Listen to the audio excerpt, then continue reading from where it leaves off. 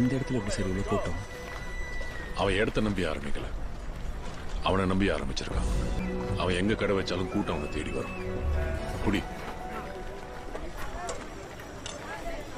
எப்படி இருக்கு? சூப்பரா இருக்கு, செமையா இருக்கு. இப்ப புரியுதா ஏன் இவ்வளவு கூட்டம் வருதுன்னு? திருநெல்வேலியில இருட்டு கடை பத்தி தெரியுமா? தெரியும் சார். ஒரு காலத்துல கோயில் எதிர்த்தாப்புல கரண்டே இல்லாம இருட்டுல ஆரம்பிச்சது. அதனாலதான் பேர் இருட்டு கடை.